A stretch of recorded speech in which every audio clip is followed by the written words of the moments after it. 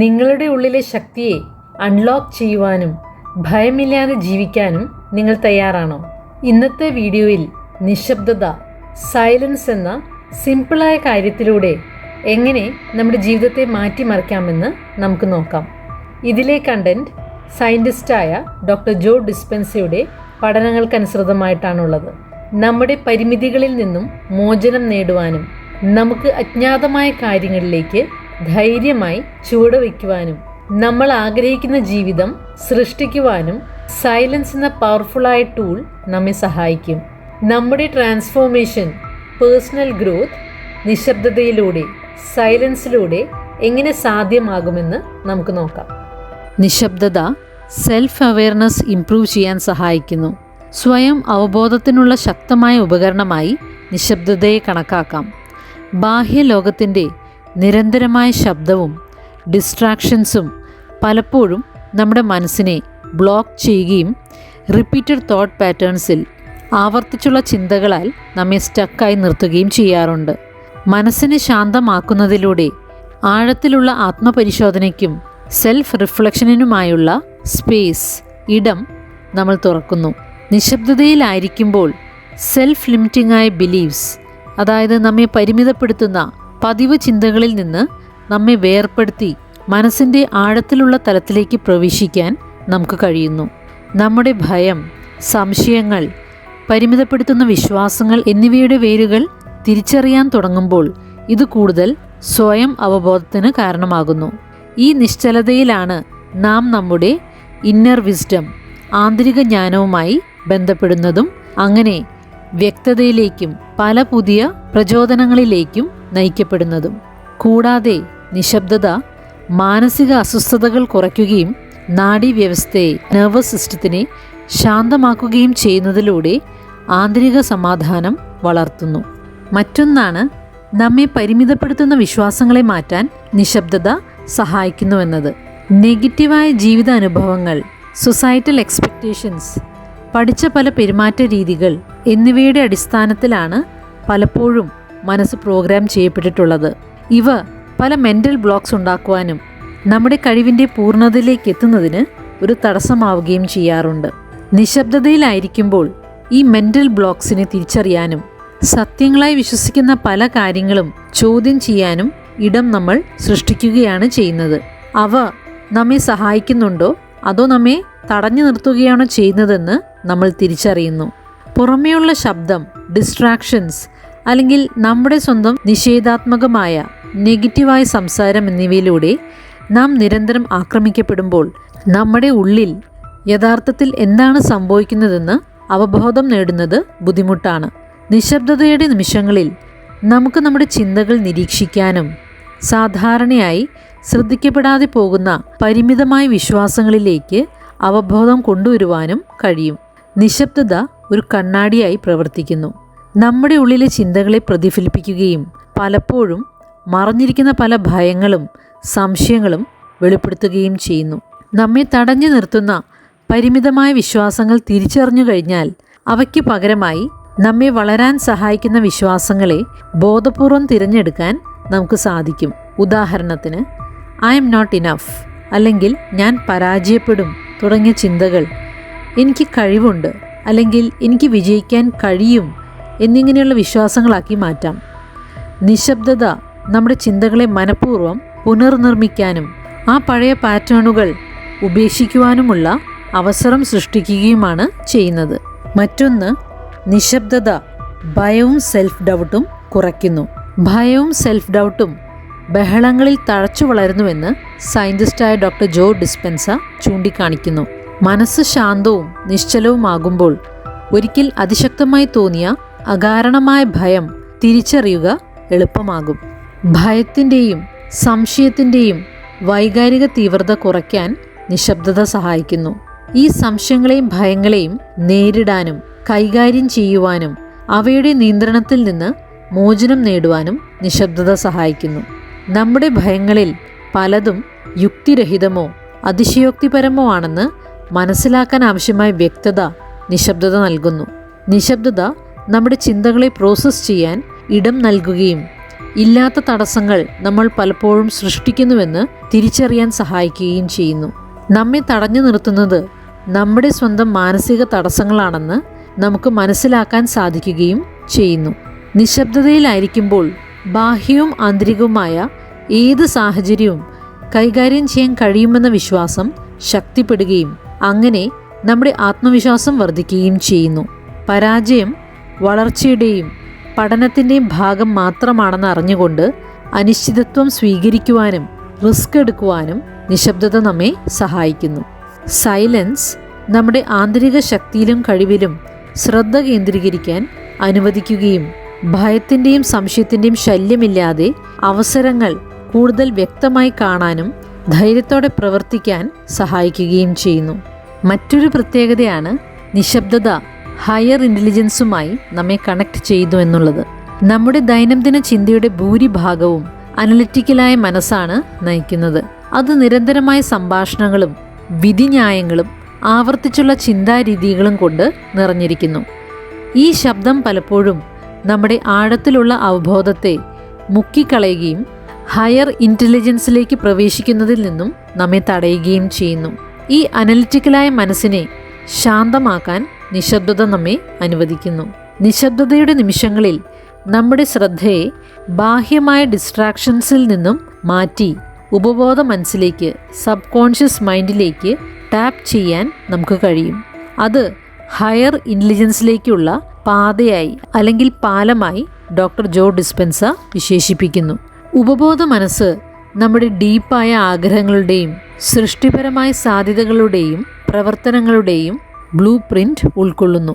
നമ്മുടെ ഉപബോധ മനസ്സ് ഹയർ ഇൻ്റലിജൻസുമായി കണക്റ്റഡ് ആകുന്നത് വഴി നമ്മുടെ ലക്ഷ്യങ്ങളും സ്വപ്നങ്ങളും പ്രകടമാക്കുന്നതിന് ആവശ്യമായ സൃഷ്ടിപരമായ സാധ്യതകളെ അൺലോക്ക് ചെയ്യുകയുമാണ് ചെയ്യുന്നത്. നമ്മുടെ മനസ്സ് നിശബ്ദതയിലായിരിക്കുമ്പോൾ നാം സ്വാഭാവികമായും ഉയർന്ന വൈബ്രേഷൻസിലേക്ക് നീങ്ങുന്നു. ഈ ഉയർന്ന വൈബ്രേഷൻസിൽ നമ്മൾ ആഗ്രഹിക്കുന്ന കാര്യങ്ങളെ ആകർഷിക്കുവാനും പ്രകടമാക്കാനുമുള്ള നമ്മുടെ കഴിവ് വർദ്ധിക്കുന്നു.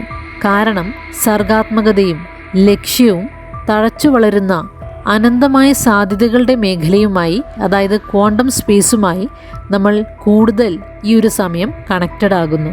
ഇത് നമുക്ക് പല ഉൾക്കാഴ്ചകൾ ലഭിക്കാനും നമ്മുടെ യഥാർത്ഥ പാതയുമായി പൊരുത്തപ്പെടുന്ന തീരുമാനങ്ങൾ എടുക്കുവാനും സഹായിക്കുന്നു. നിശബ്ദതയിലായിരിക്കുമ്പോൾ നമ്മൾ കൂടുതൽ മൈൻഡ്ഫുൾ ആവുകയും ഈ ഒരു നിമിഷത്തിലായിരിക്കുവാൻ അത് നമ്മെ കൂടുതൽ സഹായിക്കുകയും ചെയ്യുന്നു. ഇത് ഹയർ ഇൻ്റലിജൻസിൽ നിന്നുമുള്ള സൂക്ഷ്മമായ സിഗ്നൽസ് തിരിച്ചറിയുവാനും അതിനനുസൃതമായി പ്രവർത്തിക്കുവാനും സഹായിക്കുന്നു. അങ്ങനെ നാച്ചുറലായി മാനിഫെസ്റ്റ് ചെയ്യുവാൻ നിശബ്ദതയിലായിരിക്കുന്നത് സഹായിക്കുന്നു. മറ്റൊന്നാണ് നിശബ്ദത പ്രോസസ്സിനെ, പ്രക്രിയയെ വിശ്വസിക്കുവാൻ സഹായിക്കുന്നു എന്നത്. ജീവിതത്തിൽ നടക്കുന്ന പല കാര്യങ്ങളെയും നിയന്ത്രിക്കുവാനുള്ള നമ്മുടെ പ്രവണതയെ റിലീസ് ചെയ്യുവാൻ, വിട്ടുകൊടുക്കുവാൻ നിശബ്ദത സഹായിക്കുന്നു. നമ്മൾ നിശബ്ദതയിൽ ഏർപ്പെടുമ്പോൾ ധ്യാനത്തിലൂടെയും മൈൻഡ്ഫുൾ റിഫ്ലക്ഷനിലൂടെയും ബാഹ്യമായ ശ്രദ്ധയിൽ നിന്നും ആന്തരിക സംഭാഷണങ്ങളിൽ നിന്നും നാം വേർപ്പെടുന്നു. അങ്ങനെ ഡീപ്പർ കോൺഷ്യസ്നെസ്സിലേക്ക്, ആഴത്തിലുള്ള അവബോധത്തിലേക്ക് കടക്കാൻ അത് നമ്മെ സഹായിക്കുന്നു. നിരന്തരമായ വിശകലനവും അമിത ചിന്തയും പലപ്പോഴും ഭയം, സംശയം, നിയന്ത്രണത്തിൻ്റെ ആവശ്യകത എന്നിവയിലേക്ക് നയിക്കുന്നു. ഈ നിശബ്ദതയിൽ ജീവിതത്തിൻ്റെ സ്വാഭാവിക സംഭവ വികാസങ്ങളെ അതുപോലെ സ്വീകരിക്കാനുള്ള കഴിവ് നമ്മൾ നേടിയെടുക്കുന്നു. എല്ലാം നിയന്ത്രിക്കുകയോ മൈക്രോ മാനേജ് ചെയ്യുകയോ വേണ്ടെന്ന് നമ്മൾ തിരിച്ചറിയുന്നു. മനസ്സിനെ ശാന്തമാക്കുന്നതിലൂടെ എല്ലാ ഔട്ട്കംസും പരിണിത ഫലങ്ങളും നിയന്ത്രിക്കണമെന്ന നിർബന്ധം നമ്മൾ ഉപേക്ഷിക്കാനും പകരം പ്രപഞ്ചത്തിൻ്റെ ഒഴുക്കിൽ വിശ്വസിക്കുവാനും നിശബ്ദത സഹായിക്കുന്നു. നിയന്ത്രണം ഇല്ലെങ്കിൽ പോലും എല്ലാം വേണ്ടതുപോലെ പലപ്പോഴും നമുക്ക് സങ്കല്പിക്കാൻ കഴിയുന്നതിലും മികച്ച രീതിയിൽ നടക്കുമെന്ന വിശ്വാസം വളർത്തിയെടുക്കുവാനും അങ്ങനെ സമാധാനത്തിൻ്റെയും കീഴടങ്ങലിൻ്റെയും ബോധം വളർത്തി ആത്യന്തികമായി വളർച്ചയ്ക്കുള്ള പുതിയ സാധ്യതകളും അവസരങ്ങളും തുറക്കുകയും ചെയ്യുന്നു. ഇവയെ ചുരുക്കി പറഞ്ഞാൽ നിശബ്ദത സ്വയം അവബോധത്തെ പ്രോത്സാഹിപ്പിക്കുന്നു, പരിമിതപ്പെടുത്തുന്ന വിശ്വാസങ്ങളെ വെല്ലുവിളിക്കുന്നു, ഭയരഹിതമായ മാനസികാവസ്ഥയെ സ്വീകരിക്കാൻ സഹായിക്കുന്നു, ഹയർ ഇൻ്റലിജൻസുമായി കണക്ട് ചെയ്യാൻ സഹായിക്കുന്നു. അതുപോലെ പ്രക്രിയയെ, പ്രോസസ്സിനെ വിശ്വസിക്കാൻ സഹായിക്കുന്നു. നിശബ്ദതയിലായിരിക്കുക എന്ന് പറയുമ്പോൾ ദിവസം മുഴുവൻ നിശബ്ദതയിലിരിക്കുക എന്നല്ല ഇവിടെ അർത്ഥമാക്കുന്നത്. നിശബ്ദമായി ഇരിക്കാൻ ദിവസവും കുറച്ചു മിനിറ്റുകളെങ്കിലും, കുറഞ്ഞത് 5 മിനിറ്റെങ്കിലും ചിലവഴിക്കാൻ ശ്രമിക്കുക. ഇത്ര കുറച്ചു സമയം ഇരിക്കുന്നത് പോലും വളരെയധികം പ്രയോജനകരമാണ്. പിന്നീട് സാധ്യമെങ്കിൽ ഈ സമയം 15 മിനിറ്റോ അതിൽ കൂടുതലോ ആയി വർദ്ധിപ്പിക്കാം. തുടക്കത്തിൽ നിശബ്ദത ബുദ്ധിമുട്ടുള്ളതും ഡിസ്കംഫർട്ട് ഉണ്ടാക്കുന്നതുമായി തോന്നിയേക്കാം. നിങ്ങൾ ബാഹ്യ ശബ്ദങ്ങൾ ഒഴിവാക്കുമ്പോൾ ആന്തരിക സംഭാഷണം വർദ്ധിക്കുന്നു. ഇത് വലിയ അസ്വസ്ഥതകൾ ഉണ്ടാക്കുന്നു. എന്നാൽ സാവധാനം അത് വലിയ ആന്തരിക സമാധാനത്തിനും ശാന്തതയ്ക്കും കാരണമാകും. നിങ്ങളുടെ ചിന്താഗതികളിലും കാര്യങ്ങളെക്കുറിച്ചുള്ള വ്യക്തതയിലും വൈകാരിക സ്ഥിരതയിലും സൂക്ഷ്മമായ മാറ്റങ്ങൾ നിങ്ങൾ ശ്രദ്ധിക്കാൻ തുടങ്ങും. പിന്നീട് നിങ്ങൾക്ക് ബാഹ്യമായ ശബ്ദങ്ങൾക്കിടയിലും ആന്തരിക ശാന്തത നിലനിർത്താൻ കഴിയും. മെഡിറ്റേഷനിലൂടെയും അതുപോലെ ലോകത്തിൽ നിന്നും മാറി ഒറ്റയ്ക്ക് സമയം ചെലവഴിക്കുന്നതിലൂടെയും നിശബ്ദത പ്രാക്ടീസ് ചെയ്യുവാൻ സാധിക്കും.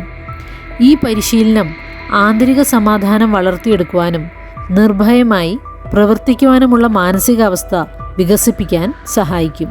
ഇതിനായി സഹായിക്കുന്ന ചില വഴികൾ താഴെ ചേർക്കുന്നു. രാവിലെ ഉണരുമ്പോൾ തന്നെ നിശബ്ദതയിലായിരിക്കാൻ ശ്രമിക്കാം. ഈ ഒരു സമയത്ത് ശ്വസനത്തിൽ മാത്രം ശ്രദ്ധ കേന്ദ്രീകരിക്കാൻ ശ്രമിക്കാം. അതുപോലെ ദിവസത്തിൽ ഇടയ്ക്കിടെ ഷോർട്ട് മെഡിറ്റേഷനിൽ ചിലവഴിക്കാം. ശ്വസനത്തിൽ ശ്രദ്ധിച്ചോ, മനോഹരമായൊരു സ്ഥലം മനസ്സിൽ കണ്ടോ, അതായത് വിഷ്വലൈസ് ചെയ്തോ അല്പസമയം ചിലവഴിക്കാം. അതുപോലെ സംഭാഷണത്തിൽ ഏർപ്പെടുമ്പോൾ നിശബ്ദതയിൽ കേൾക്കുവാനും അങ്ങനെ പറയുന്ന കാര്യം സജീവമായി കേൾക്കുവാനും അങ്ങനെ ആശയവിനിമയത്തിൽ വ്യക്തത കൊണ്ടുവരുവാനും ശ്രമിക്കാം.